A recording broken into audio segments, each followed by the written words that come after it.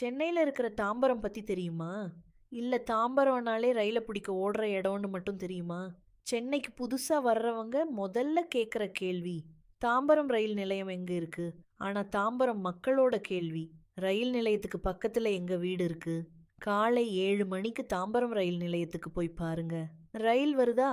இல்ல மக்கள் ரயில தூக்கிட்டு போறாங்களான்னு சந்தேகம் வரும். ஜிஎஸ்டி சாலையில பயணம் பண்ணும்போது தாம்பரத்தை கடக்காம சென்னையை முழுசா பார்த்துட்டோம்னு சொல்ல முடியுமா? உங்களுக்கு என்ன தோணுது? தாம்பரம் என்றால் ரயில் நிலையம் மட்டும் இல்ல. சேலையூர், கேம்ப் ரோடு, கிழக்கு தாம்பரம், மேற்கு தாம்பரம்னு முழு வாழ்க்கை இங்கே தான். ஒரு டீ கடையில் உட்காந்து டீ குடிக்க ஆரம்பிச்சா டீ முடியும் முன்னாடியே சென்னை அரசியல் முதல் கிரிக்கெட் வர எல்லா விவாதமும் முடிஞ்சிருக்கும். ஷாப்பிங் பண்ண டி நகர் தான் போகணும்னு யார் சொன்னாங்க? தாம்பரம் மார்க்கெட்டுக்கு போய் பாருங்க.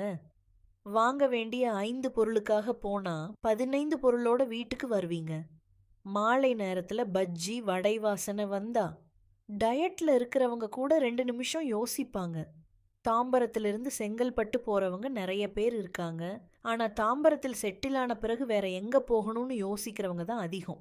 இப்போ சொல்லுங்க, தாம்பரம் என்றாலையும் உங்களுக்கு முதலில் நினைவுக்கு வருவது என்ன? ரயில் நிலையமா?